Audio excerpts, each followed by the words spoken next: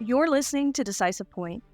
The views and opinions expressed in this podcast are those of the authors and are not necessarily those of the Department of the Army, the U.S. Army War College, or any other agency of the U.S. government.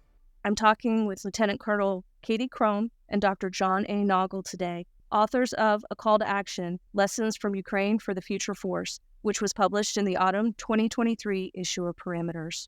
Crombe is an Army strategist currently assigned to the Joint Staff. She was the Chief of Staff of an integrated research project commissioned by TRADOC during academic year 2023 at the U.S. Army War College. Nagl is a professor of warfighting studies at the U.S. Army War College and was the director of an integrated research project commissioned by TRADOC during academic year 2023. Welcome to Decisive Point, Katie and John. Thanks, Stephanie. It's good to be here. Thanks, Stephanie. Katie, please give our audience some background and tell us about the establishment of TRADOC, Training and Doctrine Command.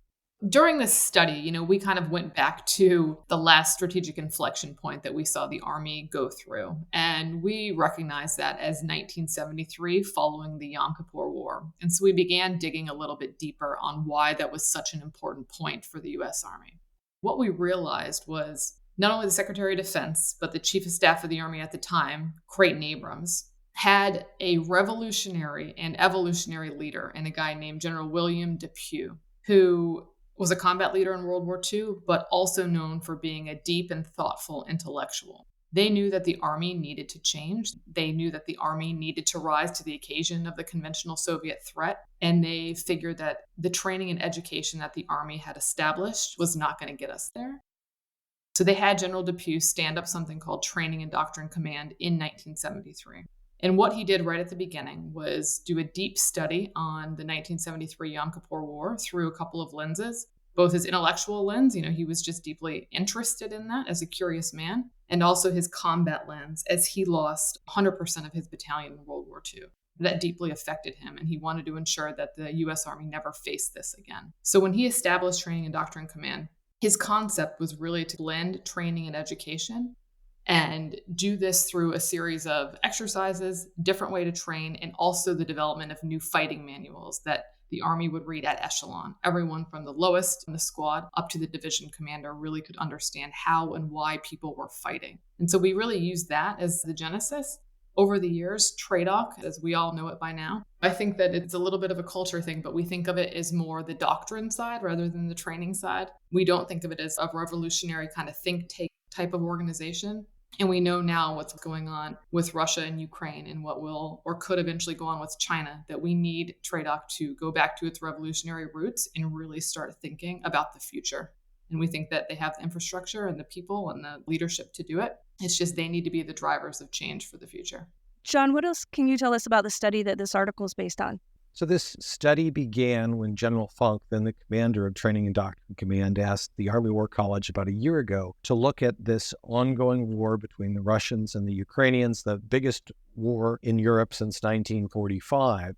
And General Funk believed, as I do, that the lessons available to us from this rare, horrifying event were so important that we would be sadly remiss if we didn't learn from them. And I was privileged to be able to pull together a team of what ended up being 18 students from the Army War College class of 2023, half a dozen faculty members. The leader of the students was Katie. And we looked across the Army's warfighting functions, but even more broadly, we looked at medical lessons we could learn from this war. We looked at air power and sea power lessons we could derive. And we came up with, I think, a pretty extraordinary list of ideas that the Army, we believe, can benefit from as it prepares to deter war with China and as it prepares for whatever other fights it may have to engage in the years and decades to come.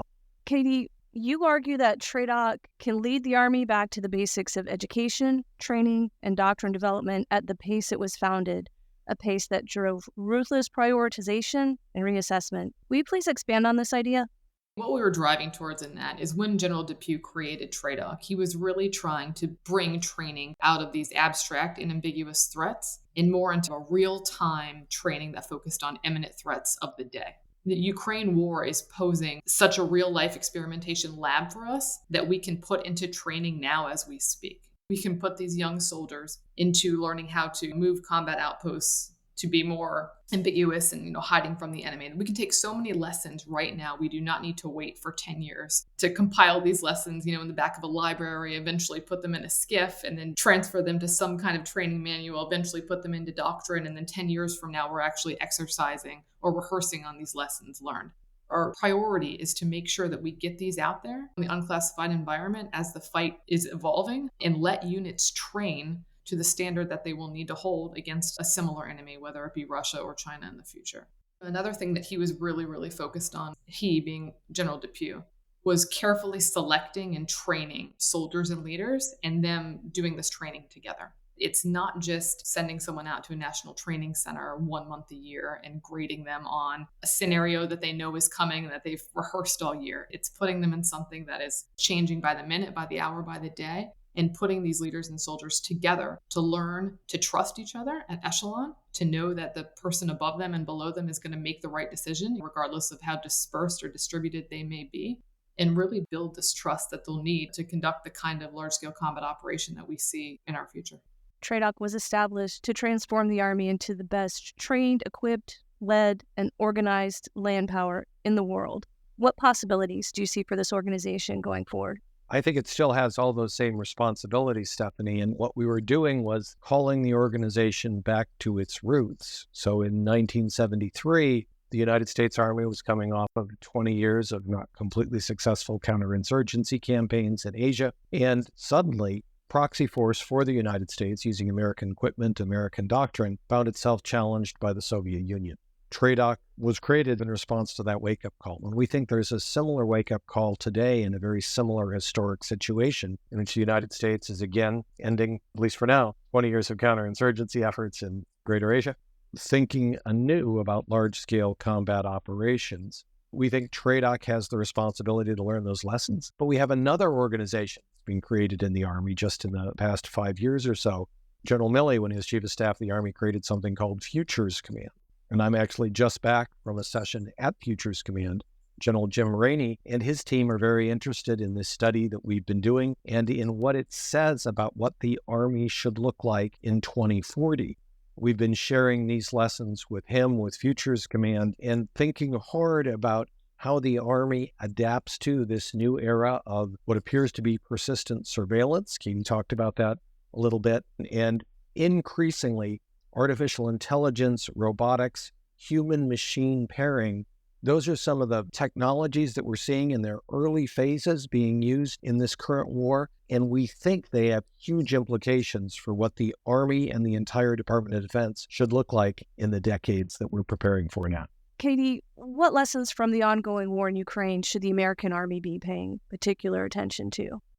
I'll give you kind of our top 5 lines that emerge from this study. The first one being that organizational culture really needs to embrace this change coming in the Army. And what we mean at the root of that is mission command. It's not just talking the talk, but it's walking the walk with mission command. We've talked about that for the better part of 2 decades. It's much easier to exercise mission command when you have stadium-sized jocks, perfect communication, a perfect sight picture of what's going on in the air and on the ground. That trust does not need to emerge as quickly when you have this perfect communication. So mission command, although we say we've been practicing that, in reality, we probably are not as good as we could be. And going forward, it's this trust that is going to be at the core of mission command. It's this training and rehearsing that we need to do together.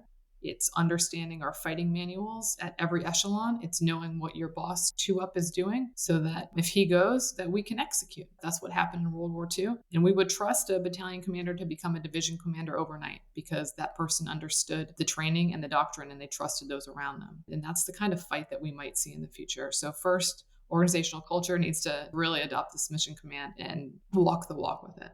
The second part, and it's tangential to that, is that we believe the command and control nodes are going to be the first things targeted. And we've seen that throughout this conflict over and over again. The Ukrainians have adapted very quickly to this. They have very small command posts and they move them every hour, every minute. They move them when they need to. They pick up and go. We need to do that. We need to rehearse that at every level across the Army. Along those lines, we need to make sure that our electronic signature is very small. We don't want to be able to be targeted by the enemy. And so it's just trying to figure out how to kind of scramble that and make it more difficult for the adversary. The third one is that large-scale combat operation is going to produce casualties that would make our eyes water right now, and things that we have not seen since World War II.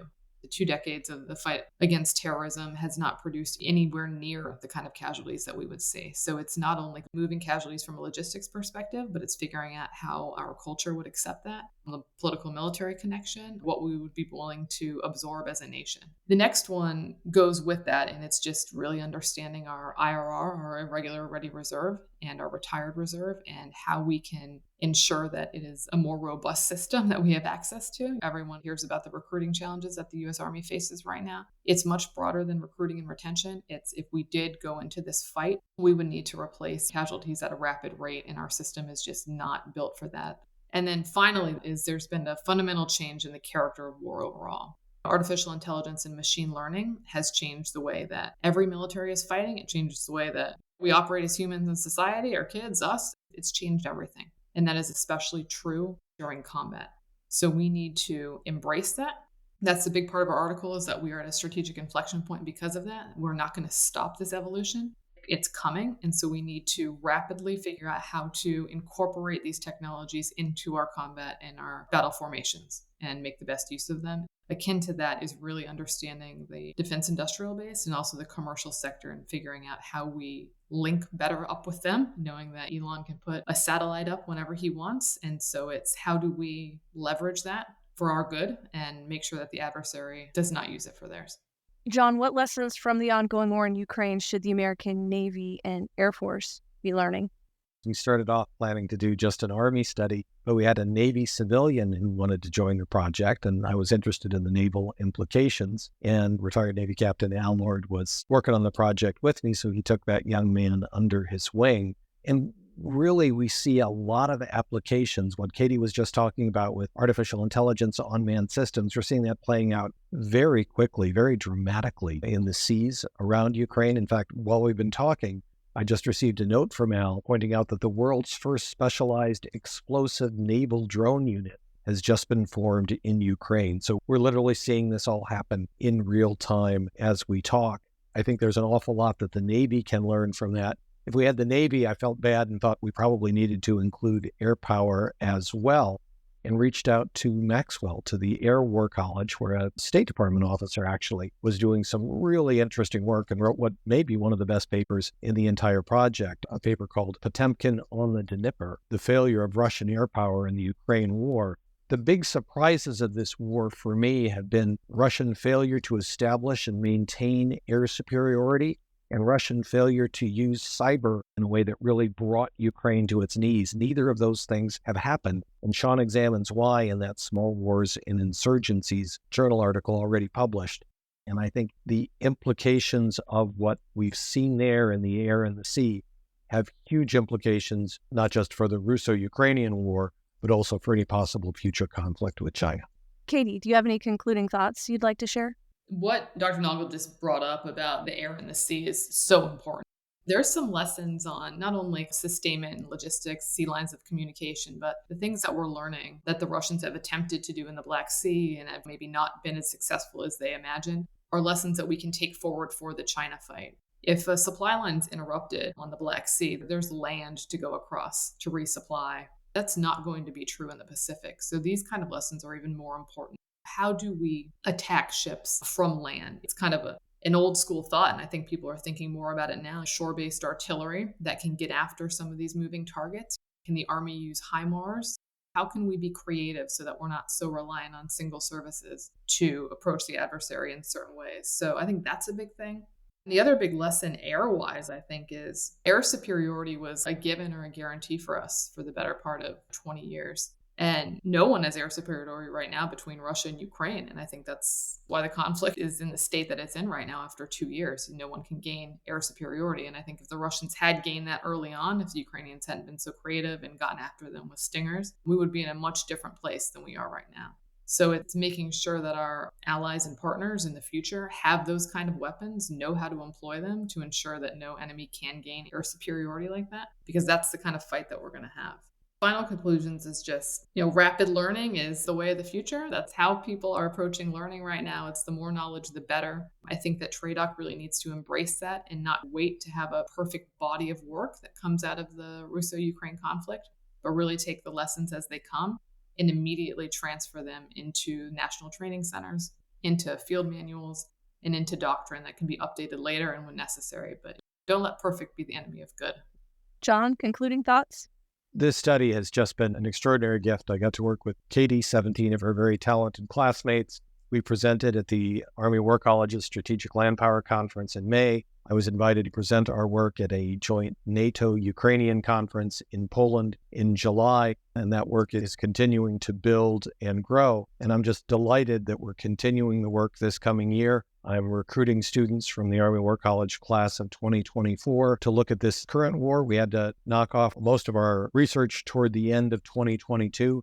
And so we've got another full year of data, of history, of experience to learn from, to take advantage of the contacts I've made now as this study has spread out across a number of armies and militaries around the globe. And my hope is that the Army War College can continue to take advantage of the talent we have in the faculty, in the student body, our friends and our contacts literally around the globe to learn as much as we can from the courage of the Ukrainians who are fighting a force that is absolutely evil, and help them find ways to the extent that we can to help them succeed in their efforts, but also from their courage and from their experience, find ways to save American blood and treasure in the future wars that are inevitably going to occur.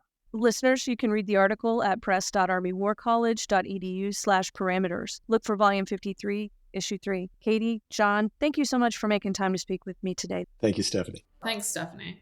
If you enjoyed this episode of Decisive Point and would like to hear more, you can find us on any major podcast platform.